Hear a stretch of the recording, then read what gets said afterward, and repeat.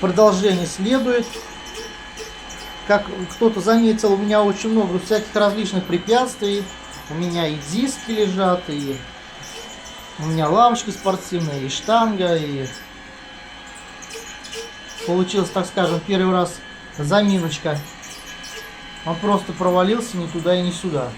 Такого что-то у меня и даже и не было. Вот таким образом, в принципе, он бегает.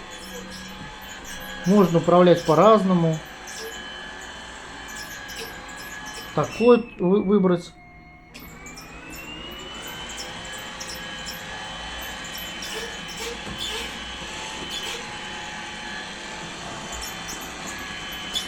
В принципе, он утыкается, конечно, вот он разворачивается. Вот сейчас хожу, например, пополам по ковру, конечно, влажность. Ну, как я и сказал, влажная уборка. Вот он сейчас вот таким образом пошел бегать.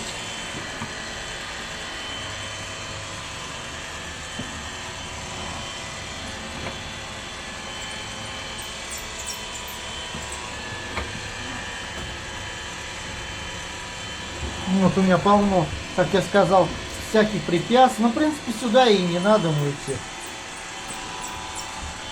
Ну, в принципе, как я и говорил, вот так вот ногой поправить или обратно.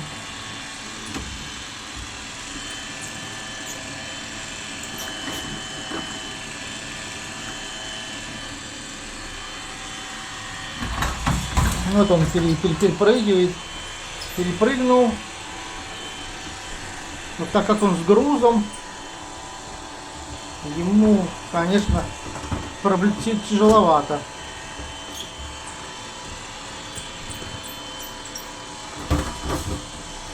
Сейчас опять сюда уйдет.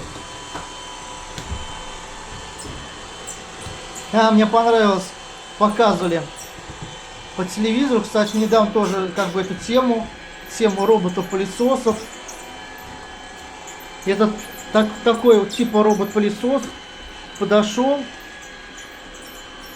и схватил игрушку. Но у меня такого еще ни разу не было, чтобы хватал игрушку и куда-то ее волок. Собаки с кошками увидели и начали отбивать у него игрушку.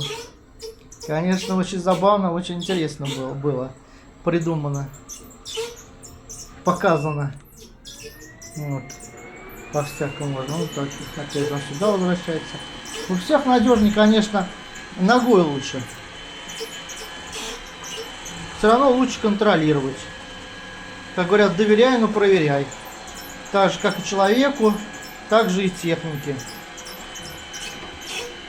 И как даже самая дорогая модель, как я понял, она не распознает, что это игрушка, не игрушка. Вот гиря стоит, не гиря, что настоящая собака, не настоящая собака, ей все равно.